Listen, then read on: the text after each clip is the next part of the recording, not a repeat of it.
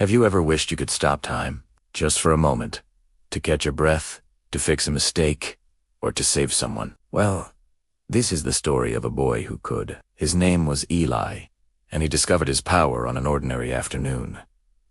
The kind of day you usually forget, but he never could. It happened in a flash. A car, speeding and out of control, jumped the curb and hurtled toward a small child playing in the street. In that instant, something inside Eli snapped, and the world froze. Birds hung motionless in the sky. Dust motes stopped their dance in the sunlight. Sound vanished entirely. Time itself had bent to his will. Panicked, Eli took a step, realizing he was the only thing in the universe that could still move. He ran through the eerie stillness, pushed the child out of the car's path, and then everything crashed back into motion. The car screeched past. The crowd gasped. And the child, safe and sound, started crying. Everyone cheered for the near miss, and Eli managed a weak smile, his heart pounding. That night, something strange happened. He couldn't remember his next-door neighbor's name. A man he'd known for years. He didn't understand it then. But soon, the terrible truth became clear. Every time he paused the world, it took a memory in return. At first, the price seemed small, almost harmless. He'd forget a face he saw on the bus, a birthday from long ago, the lyrics to a favorite song. It felt like a fair trade, and so Eli kept using his gift. He became a silent, unseen guardian. He'd stop fires before they could spread, pull people from collapsing buildings, and freeze bullets in midair, disarming criminals before they could harm anyone. The world started whispering about a miracle worker, a guardian angel who moved faster than thought, a hero no one could ever see or thank. But as his legend grew, Eli's own life began to quietly unravel. The scent of his childhood home vanished from his mind. The sound of his father's booming laugh faded into silence. He forgot the way his mother used to hum while she cooked his favorite meal. His world was shrinking, memory by memory. He started writing notes, desperately trying to hold on to himself. He filled journals with reminders, who he was, who he loved, and the reason he kept making these sacrifices. His past was becoming a story he had to read to believe. Then one day, he met Mara. And for the first time in years, Eli felt truly present. He wasn't just living in a series of frozen moments. Her laugh was like sunshine, making time feel warm and alive instead of heavy and cold. When she asked him about his life, about his past, he almost told her everything, but he couldn't. He was terrified that even speaking about his power might cost him the memory of her, so he stayed silent. They grew closer, and for a while, Eli stopped using his power. He tried to live a normal life, but the world kept turning. Disasters happened, people got hurt, and every headline on the news felt like an accusation. Guilt gnawed at him. Still, he held on to Mara like an anchor in a storm, terrified of the one memory he couldn't bear to lose. And then came the night everything broke. A passenger train derailed just outside the city. The news showed images of twisted metal, cars folded like paper, and smoke pouring into the night sky.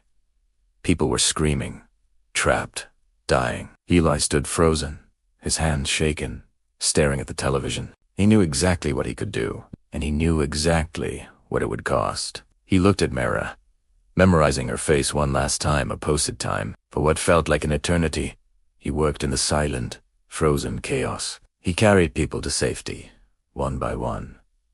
He stopped fires before they could reach fuel tanks. He cleared wreckage, creating paths for first responders. He saved dozens and dozens of lives, while the world around him remained ecstatic.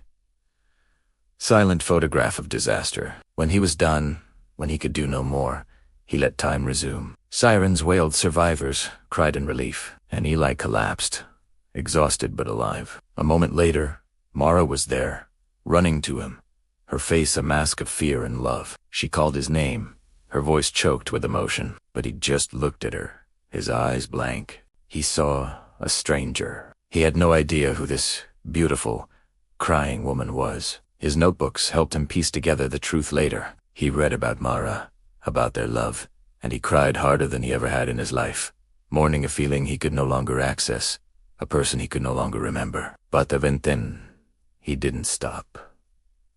Years passed. Eli became a ghost of his former self, thinner, quieter, more distant. His collection of journals grew thicker as his mind grew emptier. He forgot his friends. He forgot places he'd lived. He forgot entire decades of his own life. Eventually, he even forgot why he was so afraid of using his power. The fear was just another memory, lost to the void. And that's when the final disaster struck. A massive earthquake, the kind that rips cities apart. Buildings crumbled, the ground split open, and thousands of lives hung in the balance.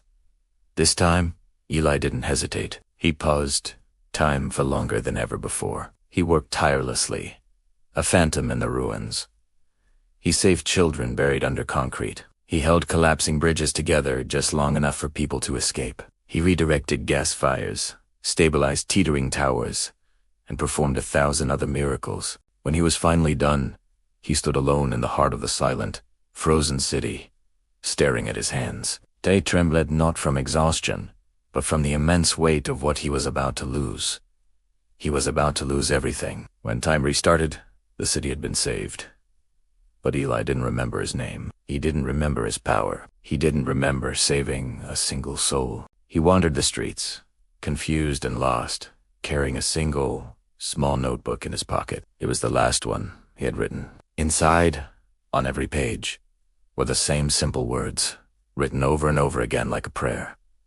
If you are reading this, you chose to save them. Even if it costs you everything, you chose to be kind. He sat on a bench in a park and read the words without understanding them.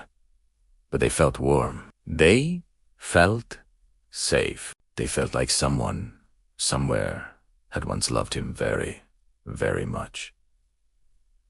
Nearby, a crowd was gathering. A statue was being unveiled, a monument dedicated to the unknown hero who had saved the city time and time again. People cheered, grateful and alive, never knowing that the quiet, confused man standing among them was the reason they were all there, breathing the free air. And as Eli watched the smiling faces in the crowd, something deep inside him felt peaceful.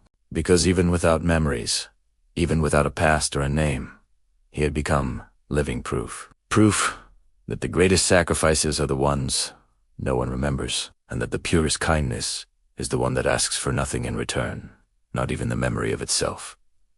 Thanks for watching. If this story moved you, please consider liking and subscribing for more. Stay kind out there.